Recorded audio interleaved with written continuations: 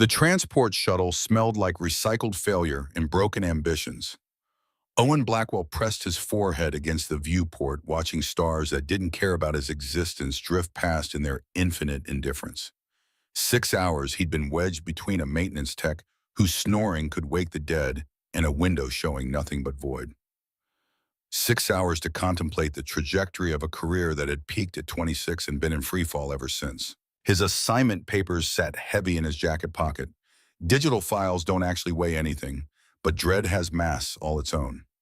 Outpost Zenith materialized from the darkness like a cosmic joke someone had welded together from spare parts and desperate optimism.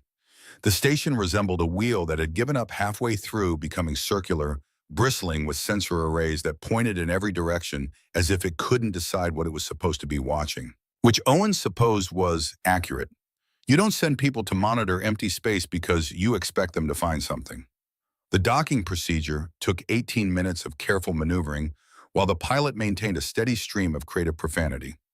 Owen made mental notes. If nothing else, isolation would expand his vocabulary.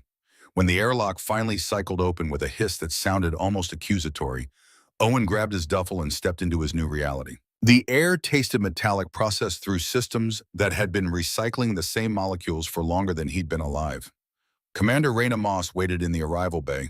She was compact, sharp-eyed, with silver hair, cropped close to her skull in defiance of both gravity and vanity. She looked Owen up and down with the expression of someone evaluating furniture at a warehouse where all the good pieces had already been sold. "Blackwell," she said, "not a question. A confirmation of inventory." "Yes, ma'am. Reporting for duty?" "Enthusiastic. That'll last approximately 48 hours."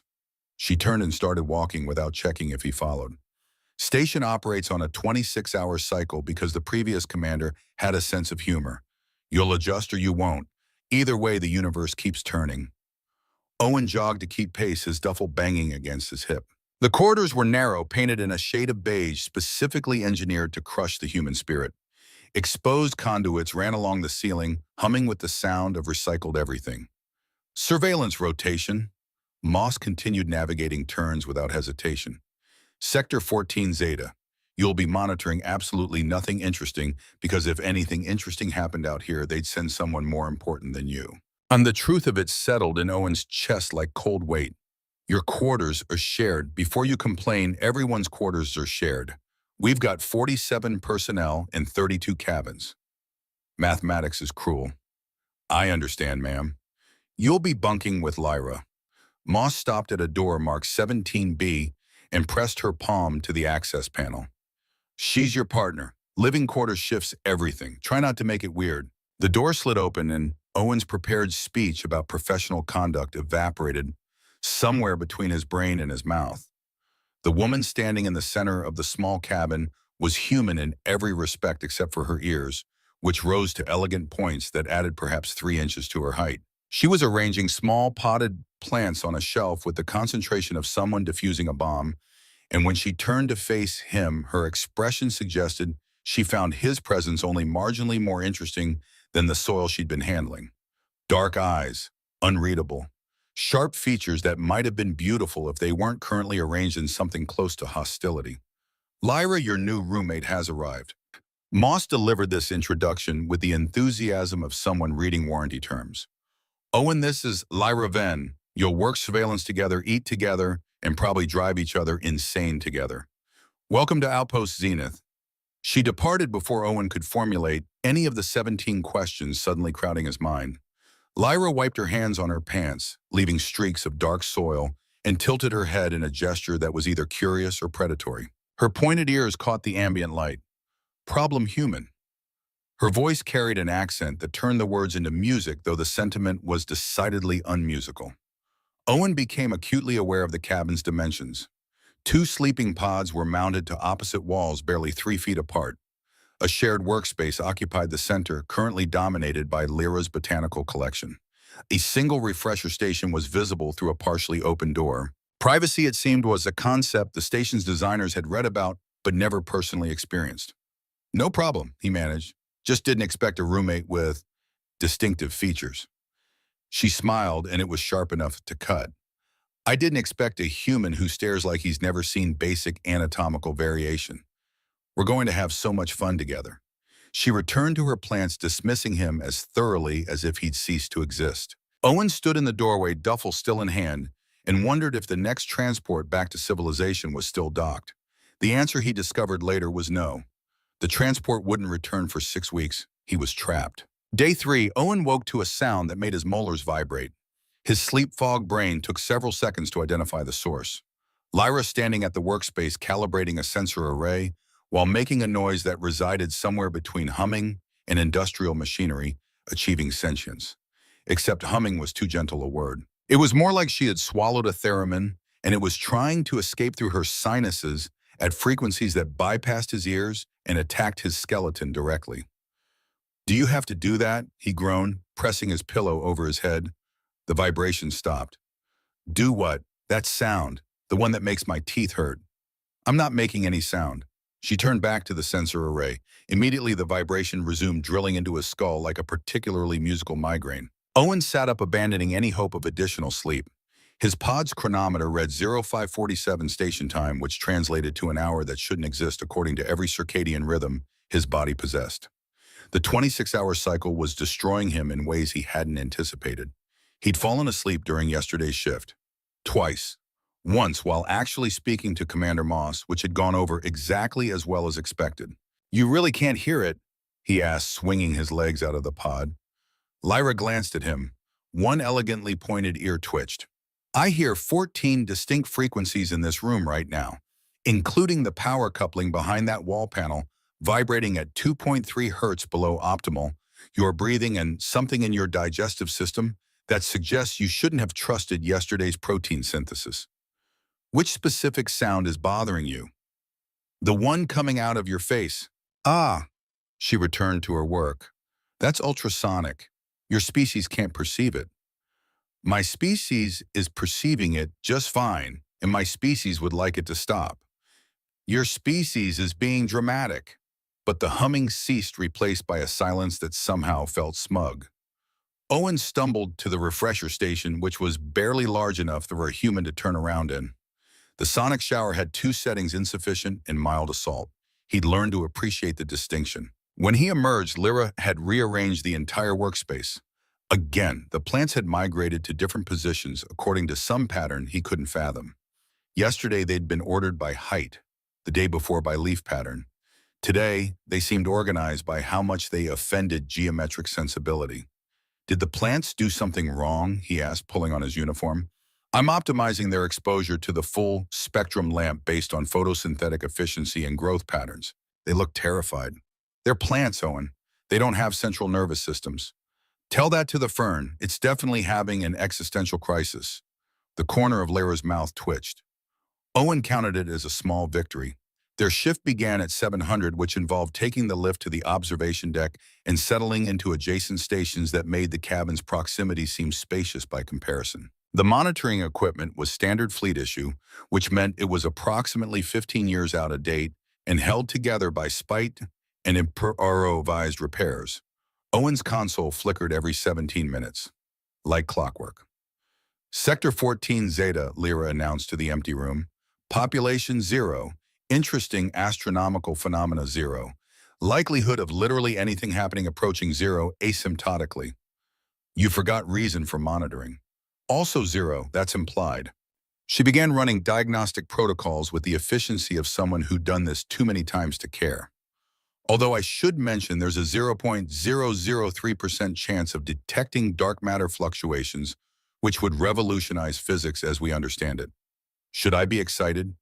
You should be bored. The chances of winning the star system lottery while being struck by lightning on a planet with no atmosphere are statistically higher." Owen settled into his chair and began his own diagnostics.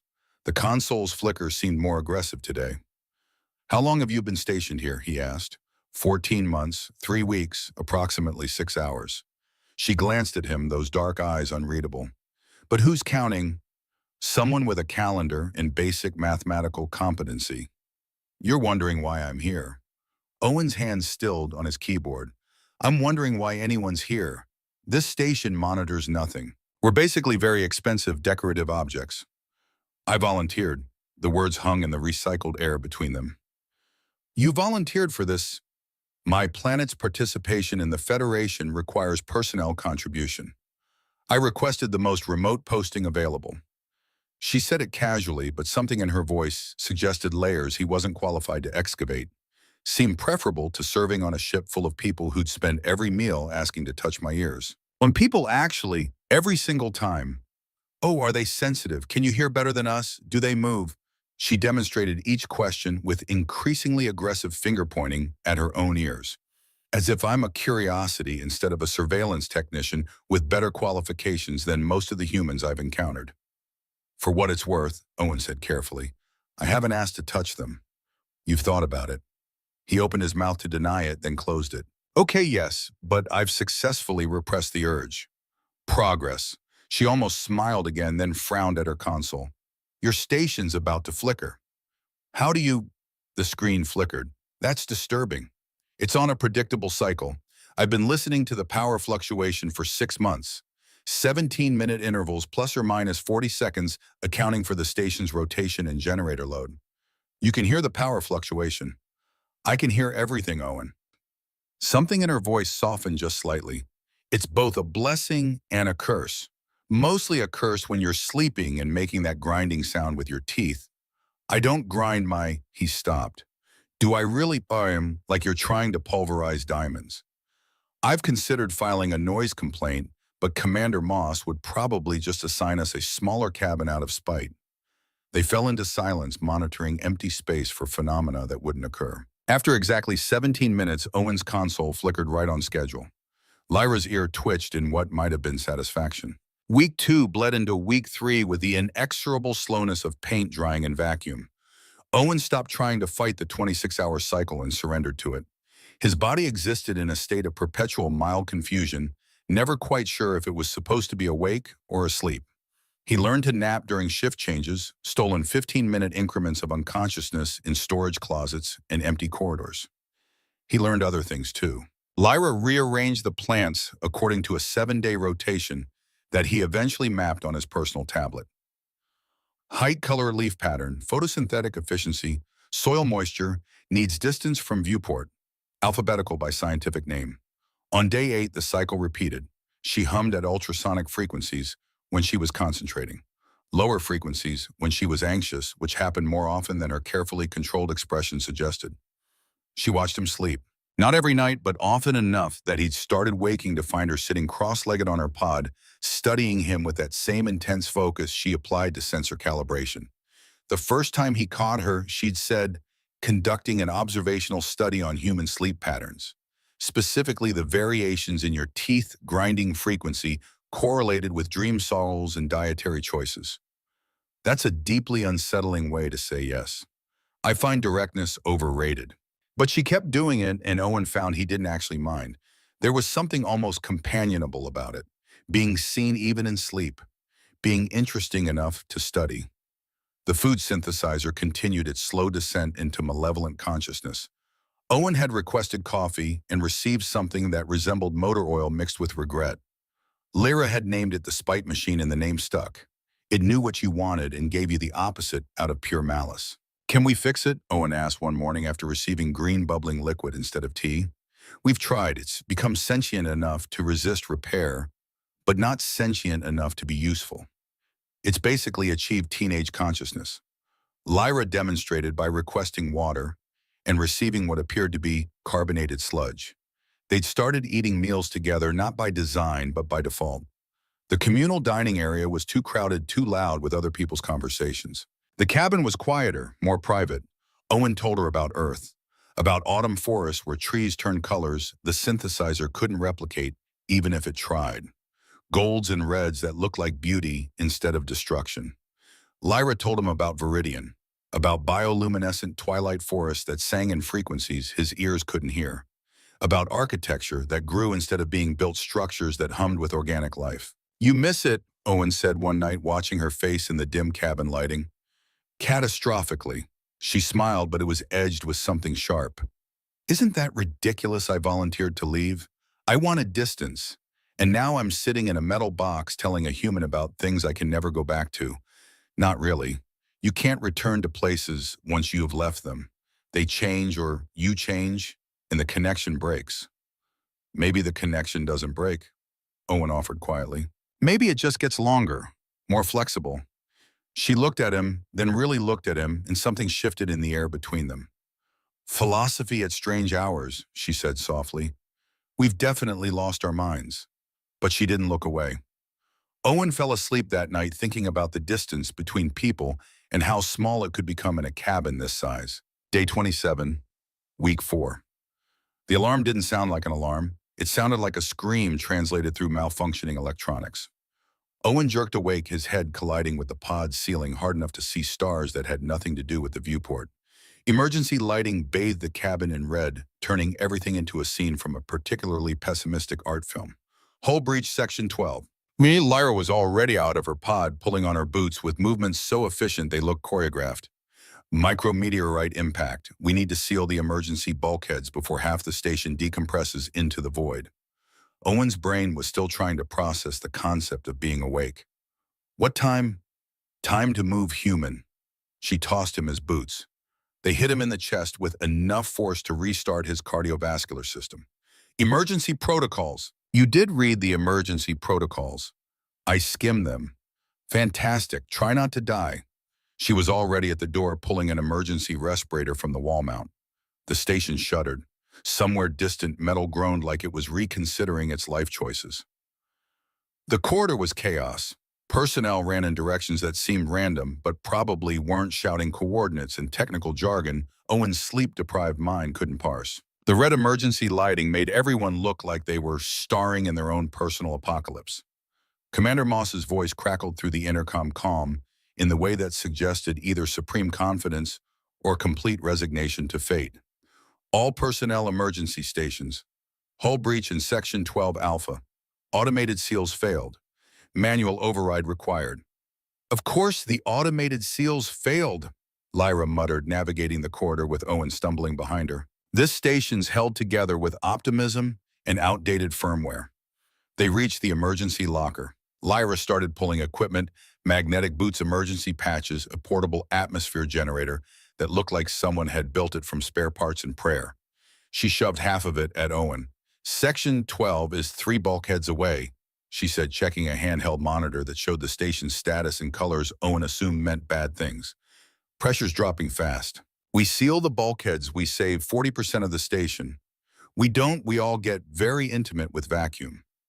Encouraging. Owen managed to get his magnetic boots activated. They felt like wearing shoes made of duty and regret. Have you done this before? Twice. Once was a drill, once wasn't. She looked at him, and for the first time since he'd met her, he saw something other than sardonic detachment in her eyes.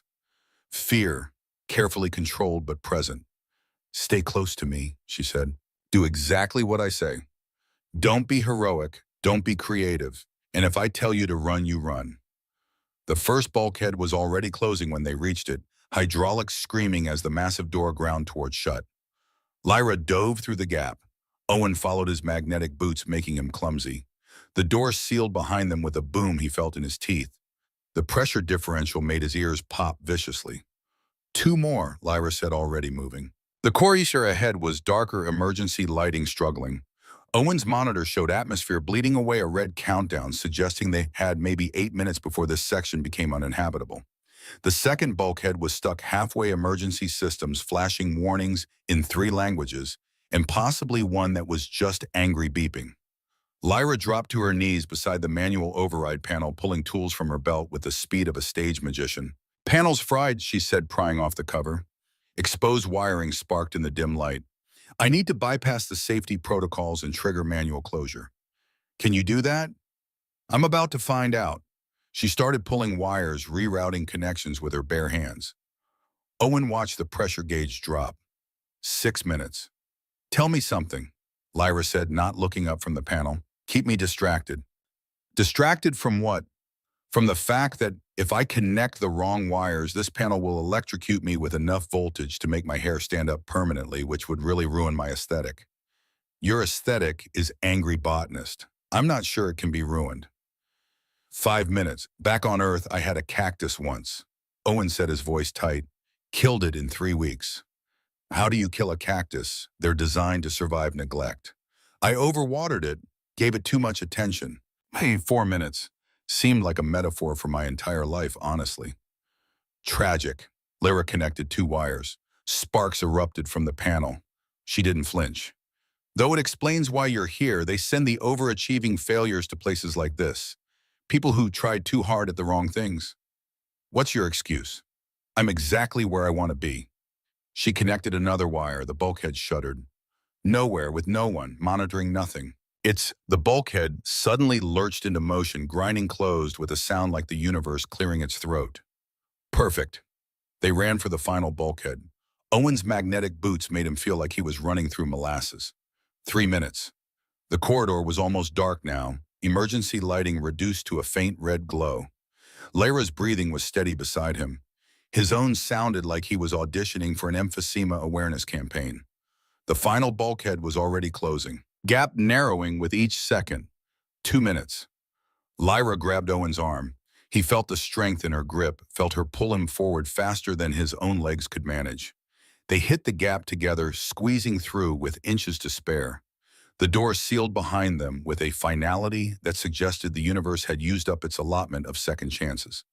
Owen collapsed against the wall, his heart attempting to exit through his ribcage. Lyra stood beside him, barely winded, checking her monitor with professional detachment. "Breach contained," she said. "Station stable. We're not dying today." "Good," Owen managed between gasps. "Dying would really mess up my schedule." She looked at him then, really looked at him. Her hand found his in the darkness. Her fingers laced through his with a certainty that felt nothing like accident. "We survived together now," she whispered. And Owen understood that something fundamental had changed between them, sealed as surely as the bulkheads behind them. In the red emergency lighting, with alarms still echoing in distant corridors and his heart still trying to escape his chest, Lyra's hand in his felt like the only solid thing in the universe. "Thank you," he said quietly, "for pulling me through. Thank you for the cactus story." Her grip tightened. Distraction worked. They stayed like that, hands intertwined, until Commander Moss's voice came through the intercom announcing all clear. When they finally made their way back to cabin 17B, neither of them let go until they absolutely had to. Owen lay in his sleeping pod that night, staring at the ceiling, listening to Lyra's breathing from 3 feet away. Everything had changed. He just didn't know yet if that was terrifying or the best thing that had ever happened to him. Possibly both. Week 5 arrived with the inevitability of entropy.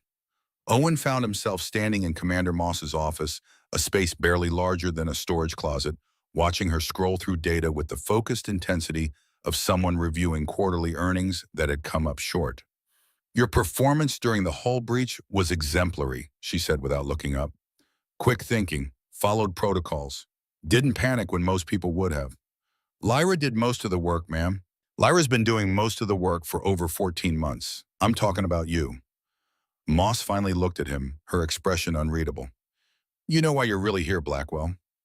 The question landed like a stone in still water. Routine rotation. Owen said the words automatic. Rehearsed. The lie he'd been telling himself for 4 weeks. "That's what your assignment paper said, not what your psychological profile said." She turned her monitor toward him. His file flagged in red. Keywords jumped out: isolation tendency, self-sabotage, patterns, authority conflict stemming from ethical rigidity, potential for rehabilitation through perspective shift. Owen's chest tightened. "You didn't get sent here as punishment," Moss continued quietly. "You got sent here as intervention. Someone in personnel thought maybe what you needed wasn't a reprimand. What you needed was time, space, distance from whatever you were running from." "I wasn't running. You requested remote posting." Moss cut through his protest like a blade through fog. "After you refused to sign off on the Titan weapons integration project. After you filed 14 separate ethics complaints. After you made yourself professionally radioactive to everyone who mattered." She leaned back. "You didn't get exiled, Blackwell. You exiled yourself. I just provided the destination." The words sat in Owen's throat, refusing to form coherent response. "Did Lyra know?" he finally managed. Moss's expression softened just slightly. "Just enough. I showed her your file before you arrived, asked if she'd be willing to help orient a colleague who might be struggling with some things. She said yes." A pause. She's been exactly where you are, running from expectations she couldn't meet, standards she couldn't live up to. She understood. Owen left the office feeling like the station's artificial gravity had just increased by half. That night, he confronted Lyra in their cabin. She was watering her plants, moving between them with the careful precision of ritual. The fern had grown a new leaf, the small victory she'd been working toward for weeks. You knew, Owen said. Not a question. She didn't turn around. Knew what about my file, my psych profile, that I was sent here as some kind of rehabilitation project. Lyra set down her watering can with deliberate care. Yes, simple, direct, no deflection. Why didn't you tell me? Because you needed to figure it out yourself. She finally turned to face him. Because being told you're broken doesn't help. Discovering you're not as broken as you thought does. I'm not your project, Lyra. No, Violet. Her voice was soft but firm. You're not. You're my roommate, my partner, my... She hesitated, and in that pause, Owen heard all the things she couldn't quite say. Moss asked if I'd help. I said yes. Not because I thought you needed fixing. Because I thought maybe we could understand each other. Owen sank onto his sleeping pod. The anger that had been building drained away, leaving only exhaustion. I sabotaged my own career, he said quietly. The Titan Project. It was cutting edge, career-making. And I walked away because they wanted to weaponize technology that could have saved lives, fed people, changed everything. He looked at his hands. I thought I was being principled. Turns out I was just being scared. Scared of what? Success, responsibility, the weight of mattering.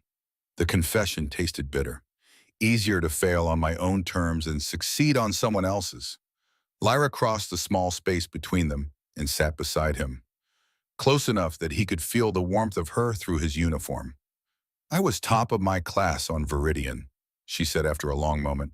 Academic honors in astrophysics, xenobiology, quantum mechanics. Every professor telling me I'd changed the Federation's understanding of the universe. Her pointed ears twitched unconscious movement, and all I could think was how much I wanted them to stop looking at me, stop expecting, stop waiting for me to be brilliant. So you volunteered for the most remote posting in the galaxy. So I volunteered for the most remote posting in the galaxy, she echoed, where nobody knew my test scores or my potential or my family's reputation, where I could just be Lyra, the surveillance technician who talks to plants and makes ultrasonic noises. Owen's hand found hers between them on the pod's edge. Her fingers were cool, slender. They fit between his like they'd been designed for it. We're quite a pair, he said. Catastrophically dysfunctional, Lyra agreed. Maybe that's okay. Maybe it is. They sat like that until the station's cycle shifted and the lighting dimmed for night phase. Neither of them moved to their separate pods. Week 6 bled into Week 7, and Owen discovered the comfortable rhythm of proximity.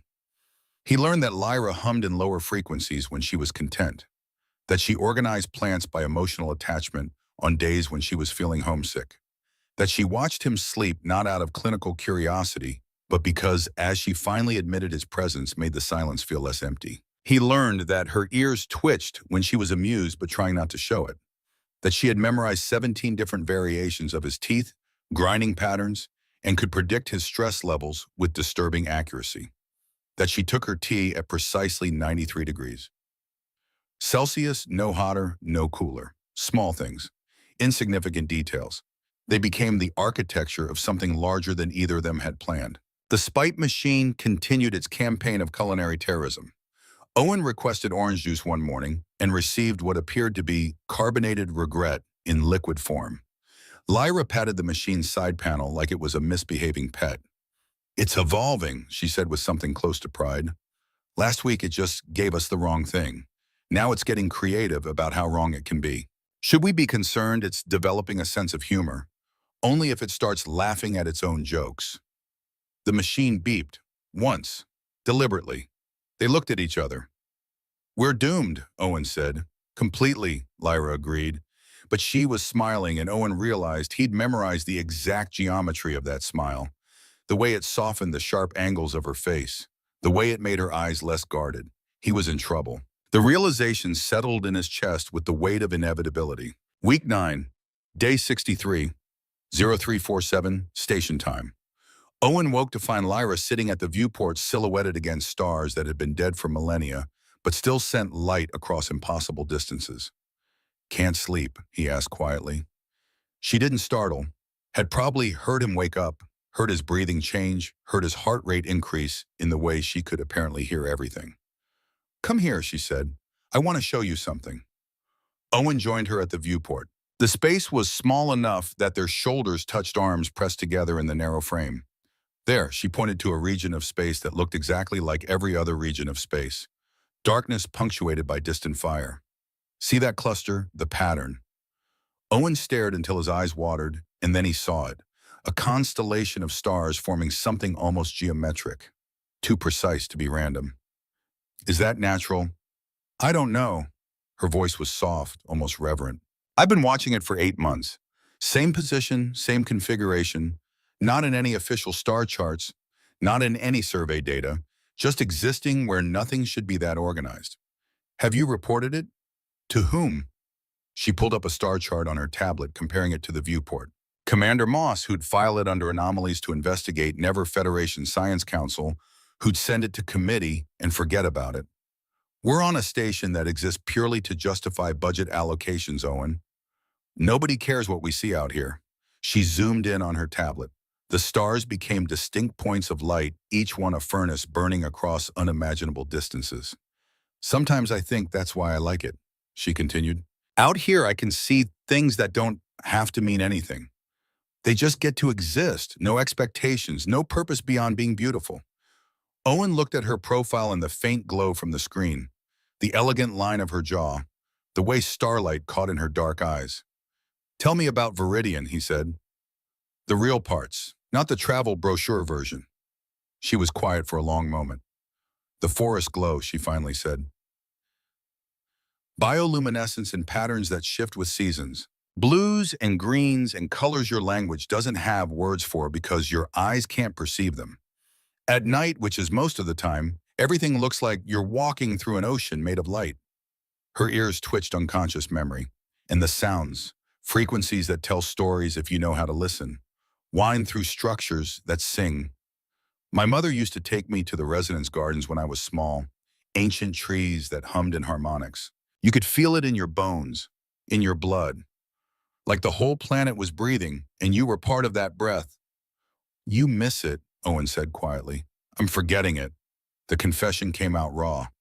16 months here, and I'm losing the frequencies. The language I used to hear in 17 layers, Owen. Now it's down to 15, maybe 14. The higher ranges are just gone, like a color fading from memory until you can't remember if it was ever really there. Her hand trembled on the tablet. "What if I go back and it's not home anymore? What if I've been away so long that I don't fit there either? What if I'm just suspended between worlds, belonging nowhere?" Owen took the tablet from her hands and set it aside. He pulled her close and she came willingly, her head finding the hollow of his shoulder like it had been carved specifically for that purpose. "Maybe belonging isn't about places," he said into her hair. "Maybe it's about people, moments, choosing to be present instead of running." "Is that what we're doing? Choosing to be present?" "I think so. I think I am." She lifted her head and her face was inches from his, close enough to see the individual flecks of gold in her dark eyes, close enough to feel her breath against his lips. "I'm terrified," she whispered. "Of what? Of this. Of you. Of caring about something again. Because everything I've ever cared about I've lost, or left behind, or disappointed.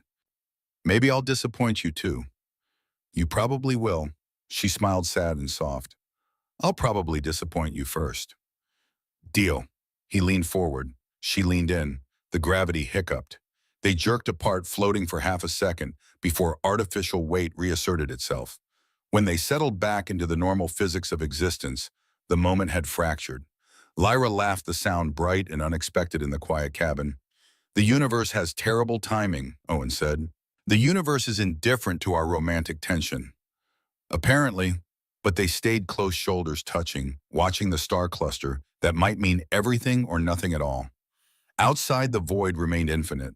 Inside, the distance between them had become almost nothing. Week 11 arrived with a transmission that changed everything. Commander Moss called an all-hands briefing. 47 personnel crammed into the communal area standing room only. The air smelled like recycled anxiety. Federation Science Division is sending an automated probe to investigate an astronomical anomaly in Sector 14 Zeta, Moss announced without preamble. Arrives in 6 weeks. Pending results, this station may be upgraded to a research facility. The words landed like meteorites. Or, Moss continued, if the anomaly proves uninteresting, Outpost Zenith will be decommissioned. Crew reassignments to follow. Silence. Heavy enough to have mass. That's all. Dismissed. The crowd dispersed in a murmur of speculation and concern. Owen stood frozen, processing implications. 6 weeks. Their isolation had an expiration date. He found Lyra already back in cabin 17B, standing at the viewport, staring at the star cluster that had probably just sealed their fate. It's my fault, she said without turning. I logged observation notes in the system. Routine documentation. I didn't think anyone actually read those reports. It's not your fault. If they upgrade to research facility, this station will have hundreds of personnel, shifts, rotations, actual structure. Her voice was hollow. If they decommission, we scatter to different postings. Either way, this ends. Owen crossed to her, turned her to face him. This doesn't have to end. Everything ends, Owen. That's the only constant in the universe. Heat, death, and entropy, and nothing lasts. Then we make it last as long as we can. She looked at him with eyes that held too much sadness for someone so young. I filed for extension 4 months ago, she said quietly, before you arrived. When I thought I'd be alone here forever, and that seemed preferable to anywhere else, I requested another 18 months. Commander Moss approved it.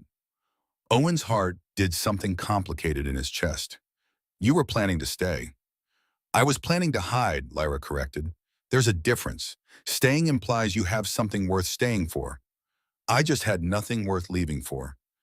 And now it's worse. She pulled away, pacing the small cabin like a trapped animal. Because now I have you. This, whatever we're building in this metal box in the middle of nowhere. And in 6 weeks, a probe is going to tell the Federation whether our nothing is interesting, and either way we lose this. We don't know that. I know statistics. I know probabilities. I know that good things don't last when you're people like us. People who run, people who hide, people who... Owen kissed her. It wasn't planned, wasn't elegant. His hands found her face and he kissed her like it was the only way to stop the words that were tearing her apart. She froze for half a second. Then she kissed him back, her hands fisted in his uniform. Her lips were soft and urgent and tasted faintly of the terrible tea from the spite machine. She made a sound in the back of her throat, something between surrender and relief. When they finally broke apart, both breathing hard, Lyra's eyes were wet. That was stupid, she whispered, monumentally. We're going to get hurt. Probably. I don't know how to do this, how to care about someone without destroying it. Neither do I. Owen's thumb traced the elegant point of her ear. She shivered. But maybe we figure it out together. 6 weeks, or 6 years, or however long we get. The probe might change everything. The probe might change nothing. Either way, we're here now. You're here, I'm here, that's enough. Lyra leaned her forehead against his eyes closed. I'm still terrified, she said. Me too. Good, at least we're terrified together. They stood like that, foreheads touching, breathing synchronized, while the station hummed around them and the universe spun on indifferent to their small human fears and smaller human hopes. 6 weeks, 42 days, 1,008 hours. It felt like both forever and not nearly enough. That night, Owen lay in his sleeping pod, staring at the ceiling, listening to Lyra's breathing 3 feet away. Lyra, when did you know what? That you wanted me to stay? That this was more than just coexistence? Silence. Long enough that Owen thought she'd fallen asleep. Then quietly, week 2, day 9. You made a joke about the existential crisis of the Fern, and I laughed. Actually laughed. First time in 14 months, I'd felt anything resembling joy. Or a pause. That's when I knew I was in trouble. Week 3 for me, Owen admitted. Day 17. You were humming at that ultrasonic frequency that makes my teeth hurt, and I realized I'd started to find it comforting, like a soundtrack to existing. That's when I knew. We're pathetic. Spectacularly. Owen, Otto, yeah. I'm glad you're here. Even if it ends badly, even if we only get 6 weeks, I'm glad.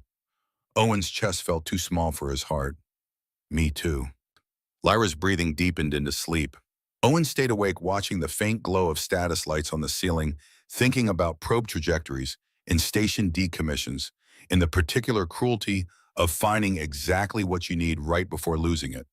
Somewhere in the infinite dark outside their metal shell, the star cluster continued its geometric pattern, meaning everything or nothing. Existing without purpose beyond existing.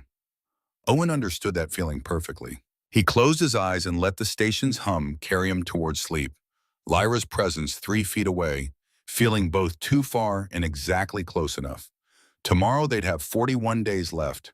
Tonight they had this moment. And maybe Owen thought as consciousness faded, maybe that was the only kind of forever that ever really mattered anyway. Week 13 arrived with the supply ship and a data packet that carried Owen's name. He was alone in the observation deck when the notification came through. Lyra had taken the early shift in the maintenance bay, giving him rare solitude among the flickering consoles and the infinite dark beyond the viewports. Transfer paperwork. The words sat on his screen like a verdict. Owen opened the file with hands that wanted to shake but refused to give them permission. 3 options laid out with bureaucratic efficiency: Titan Research Facility, Advanced Materials Development, Lead Engineering Position, the job he'd applied for 2 years ago, the career that had been closed to him after the ethics complaints and the walking away and the professional suicide he'd committed in the name of principles he wasn't sure he still believed in. They were offering it to him now. Redemption wrapped in a posting requisition. Earth Orbital Station Kepler. Comfortable. Close to home. Close to family he hadn't spoken to in 18 months because facing their disappointment felt harder than facing the void. Or extension. 18 additional months on Outpost Zenith, monitoring nothing, mattering to no one except the woman who'd somehow become his entire universe in the span of 16 weeks. Owen stared at the options until they stopped making sense. His console flickered. 17 minutes, right on schedule. He thought about Lyra, who could hear that power fluctuation like music, who had memorized the rhythm of this dying station and called it home. The observation deck door cycled open. Commander Moss entered, carrying 2 cups of something the spite machine had probably weaponized.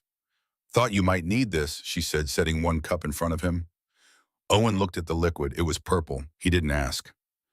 "You read the transfer options?" Moss said. Not a question. "Yes, ma'am." "Moinen. And I don't know what to do with them." Moss settled into the adjacent station, her movements economical. She'd spent 30 years in space. It showed in the way she inhabited zero-consequence environments like they were solid ground. "You saved this station during the hull breach," she said. "Quick thinking, solid execution under pressure. The right people noticed. This is your second chance, Blackwell. The career you thought you'd burned. They're handing it back. Why, Ray? Because competent engineers who actually give a damn about ethics are rarer than habitable planets." She sipped her purple beverage and grimaced. "Also because I wrote a hell of a recommendation." "You're welcome." Owen's throat felt tight. "What would you do, ma'am?" "I'd ask myself what I actually want, not what I think I should want, not what makes sense on paper. What do you want when you strip away the should and the supposed to and the expectations?" The question hung in the recycled air between them. Owen thought about Lyra's hand in his, the way she hummed in lower frequencies when she was content, the geometry of her smile. "That's what I thought," Moss said quietly. She stood, leaving her toxic beverage behind.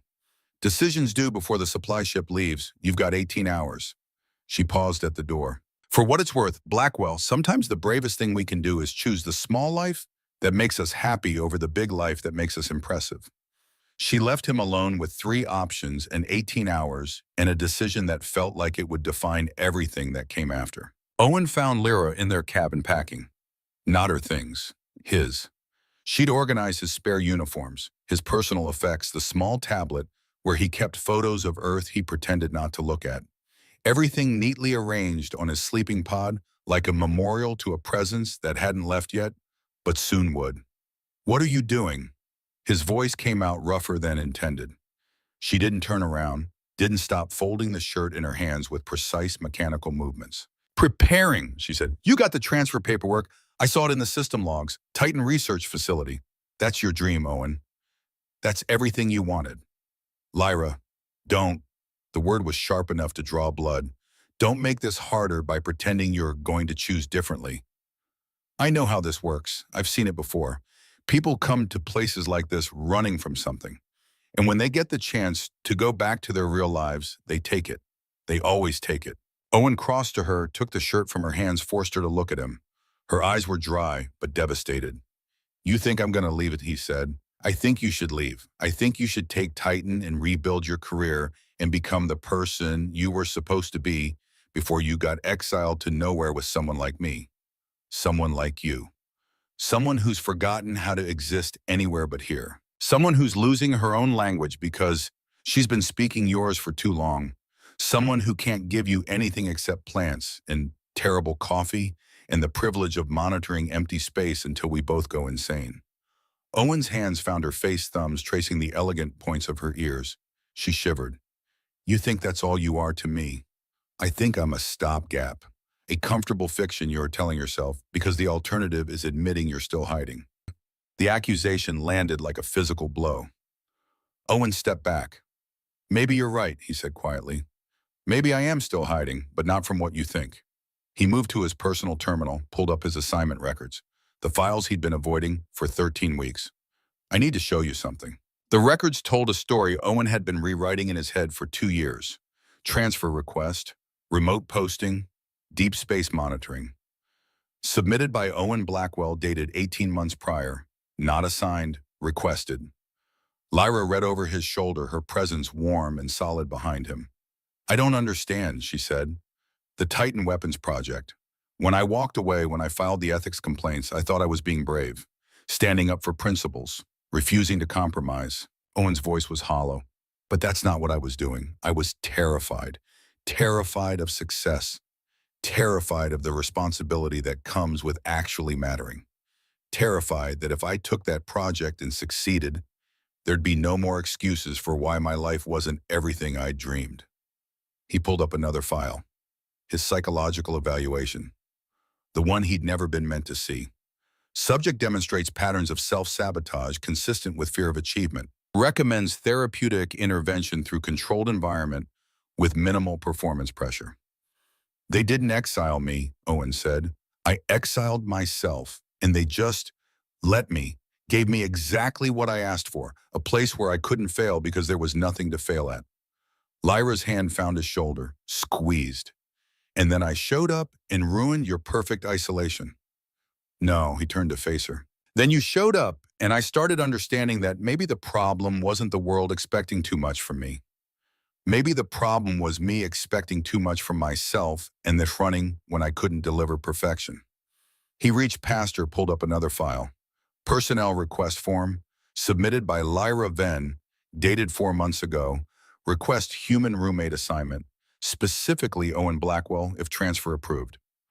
Lyra went very still. "You knew I was coming," Owen said. "You requested me. Specifically me." "I read your file," she admitted quietly. "Moss showed it to me when you were first flagged for transfer. Brilliant engineer, ethical to the point of self-destruction. Walked away from everything because you couldn't reconcile who you were with what they wanted you to be." She met his eyes. "You were me. Different species, different specialty, same pattern. And I thought maybe if I wasn't alone in it, it would hurt less." Owen felt something crack open in his chest, not breaking, opening. "We're quite a pair," he said. "Catastrophically dysfunctional. Perfect for each other?" Lyra's laugh was wet. "That's the worst reasoning I've ever heard. I contain multitudes of bad reasoning. I've noticed." They stood in the small cabin, surrounded by half-packed belongings, and revealed truths and the accumulated weight of two people who'd been running from themselves until they collided in the middle of nowhere. "What are you going to do?" Lyra asked. "About the transfer." Owen looked at the options still glowing on his terminal. Titan, Earth, extension. I don't know yet, he said honestly, but I know I need to decide for the right reasons. Not because I'm running, not because I'm hiding, but because I actually want it. And if what you want is Titan, then I go to Titan. And we end. Maybe, or maybe we figure out how to exist in different places and still choose each other. Long distance, visits, whatever it takes. Lyra shook her head. That's not how this works, Owen. I've seen relationships try to survive separation. They don't, especially when one person is growing and the other is stagnant. You're not stagnant. I'm forgetting my own language. I'm losing frequencies. I'm becoming less viridian and more just empty. Her voice broke. If you leave, at least one of us should get to be something. Owen pulled her close. She resisted for half a second, then collapsed into him like a structure finally surrendering to gravity. I don't want to lose you, she whispered into his chest. You won't. You don't know that. No, he agreed, I don't.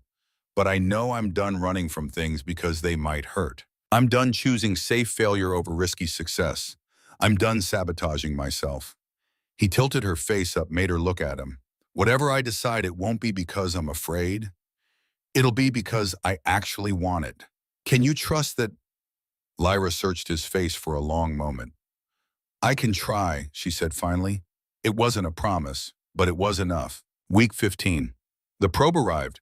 Owen and Lyra watched from the observation deck as the automated vessel established orbit around the star cluster. Sleek, efficient, bristling with sensors that would spend the next 72 hours analyzing the anomaly that had given their isolation an expiration date. 3 days, Lyra said. Then we know. Then we know, Owen echoed.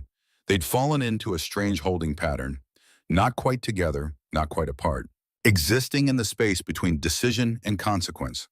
Owen still hadn't submitted his transfer choice. The deadline had been extended by 48 hours due to probe analysis delay. The universe, it seemed, was giving him time to be certain. He spent those hours doing something he should have done months ago. He accessed the full archive of his Titan project work, the research he'd walked away from, the ethical concerns that had driven him to refuse participation. And he found something he hadn't expected. The weaponization protocols he'd objected to had been scrapped 6 months after his departure. New leadership, new direction. The technology had been repurposed for exactly what Owen had argued it should be used for: sustainable energy generation. Life support systems. Technology that saved rather than destroyed. His ethics complaints had mattered. His refusal had forced a reckoning. He'd thought he'd thrown away his career for nothing. Turned out he'd thrown it away for everything that mattered. The realization sat in his chest like a stone. Heavy but solid. Real. He found Lyra in the cabin talking to her plants in a language he couldn't understand. Viridian. The frequencies he couldn't hear but could feel in his bones when she spoke them. She'd been practicing, trying to remember, trying to hold on to the parts of herself she felt slipping away. The Titan project was repurposed, Owen said, after I left. They used it for exactly what I wanted. Life support, energy, good things. Lyra turned her expression carefully neutral. That's wonderful, Owen. I thought I'd failed, thought walking away meant nothing changed, but it did. It mattered. So you're going back. Not a question. An acceptance. I don't know. Owen sat on his sleeping pod, the decision still unmade. Part of me wants to see if I can do it right this time. Build something that matters. Be the person I was supposed to be. You should. Lyra's voice was steady, but her hands trembled as she touched the fern that had finally grown strong under her care. You should go back and be brilliant and change things. That's what people like you do. What about people like you? People like me stay in places like this and tend plants and forget who we used to be until we're just echoes of potential we never lived up to. Owen crossed to her, took her hands, made her stop touching the plants and focus on him. You're not an echo. You're the most present person I've ever met. You hear 17 frequencies. You notice everything. You're brilliant and sharp, and you chose this place not because you're weak, but because you're brave enough to walk away from expectations that would have destroyed you. That's just pretty words for giving up. No, it's recognizing that success doesn't look the same for everyone. That sometimes the bravest thing you can do is choose the life that makes you whole over the life that makes you impressive. Lyra's eyes were wet. Commander Moss said something similar, Owen continued, about choosing the small life that makes us happy over the big life that makes us impressive. And I think she's right. I think I've spent my whole life chasing impressive and ending up miserable. And now I think maybe I want to try happy, even if it's small, even if nobody else understands it. The words hung between them, fragile and enormous. The probe data comes back tomorrow, Lyra whispered. Then we'll know if this place even exists anymore. Then we'll know, Owen agreed. That night they slept in the same pod, not sleeping exactly, just holding each other while the station hummed and the probe analyzed and the future waited to reveal itself. Owen listened to Lyra's breathing, felt the flutter of her pulse against his palm, memorized the geometry of her presence. Whatever tomorrow brought, he'd have this. It felt like enough. Week 16, day 112. The probe data came back at 0800 station time. Commander Moss called another all-hands briefing. Owen and Lyra stood at the back, hands intertwined, waiting for the verdict that would define everything. Moss pulled up the analysis on the main display. The star cluster rendered in false color. Beautiful, geometric, precise, and completely utterly mundane. Gravitational lensing, Moss announced, caused by a rogue brown dwarf passing through the sector approximately 200 years ago, created an optical effect that makes random stellar distribution appear organized. No anomalous technology, no alien artifacts, no revolutionary physics. She paused, let the disappointment settle. Federation Science Division has declared the phenomenon interesting but not significant. Outpost Zenith will maintain current operations and staffing levels. No upgrade, no decommission. We continue monitoring, nothing exactly as before. Relief rippled through the assembled crew. Jobs saved, routines maintained, the comfortable certainty of purposeless existence. Moss dismissed them with a wave. Owen and Lyra stood frozen as the crowd dispersed around them. Nothing changes, Lyra said softly. We stay exactly as we are. Yeah. The isolation continues, the monitoring continues. Everything stays pointless and remote and forgotten. Yeah. She looked at him and her eyes held the question she couldn't quite ask. Owen pulled the transfer paperwork from his pocket. Physical printout. Old-fashioned. Concrete. He marked the third option. Extension, 18 months. Lyra's breath caught. That's the stupidest decision you have ever made, she whispered. I'm preemptively stupid. You filed for extension 4 months ago. I was running. You're not running anymore. You could go back. Be impressive, matter. Owen took her face in his hands, thumbs tracing the points of her ears. What if this is what mattering looks like? What if choosing you, choosing us, choosing to be happy in the middle of nowhere is the bravest thing I've ever done? We're going to monitor nothing. 10 plants. Slowly lose our minds together. Sounds perfect. Owen. He kissed her, soft and certain, and full of all the things he couldn't quite say yet, but felt in every atom of his being. When they broke apart, Lyra was crying, but she was smiling. Stay with me, she whispered. Choose this, choose me. Even though it's small and pointless and nobody else will understand. I already did, Owen said, showing her the marked paperwork. Submitted it 10 minutes ago. You decided before the probe data came back. I decided the moment I realized that potential isn't about what you could be. It's about what you actually want to become. They stood in the empty briefing room holding each other while the station hummed and the universe spun on indifferent and infinite. Later, Owen would submit his transfer extension officially. Lyra would be notified that her partnership request had been approved for another cycle. Commander Moss would sign off with a knowing smile and absolutely zero surprise. Later, the supply ship would depart, carrying personnel transfers and cargo, and Owen's rejection of everything he'd once thought defined success. But in that moment, they just stood together. Two people who'd run to the edge of everything and found that sometimes the most profound thing you can do is stop running. Choose presence. Choose connection. Choose the small, brave life over the big, empty one. The fern in their cabin had grown 3 new leaves. The spite machine had achieved full consciousness and started requesting its own maintenance schedules. The star cluster continued its beautiful, meaningless pattern against the infinite dark. And Owen Blackwell, who had once thought he'd failed at everything that mattered, finally understood what success actually looked like. It looked like Lyra's hand in his. It looked like monitoring nothing together and calling it purpose. It looked like home. 6 months later, Owen woke to Lyra's ultrasonic humming. The frequency that used to make his teeth hurt now felt like music, like the soundtrack to existence. She was watering plants, rearranging them by some pattern only she understood.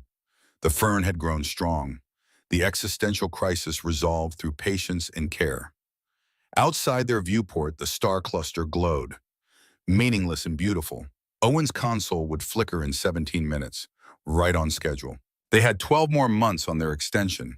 After that, they'd decide again, stay or go, together or apart. But Owen suspected he already knew the answer. Some people measure success in achievements and accolades and impressive titles. Owen measured it in the geometry of Lyra's smile, in shared silence, in the choice to stop running and start living. The universe remained infinite and indifferent. But in one small metal cabin floating in the void, two people had found something the universe couldn't touch. Purpose, connection, home. And that Owen thought as Lyra turned to him with eyes that held everything he'd ever needed was enough.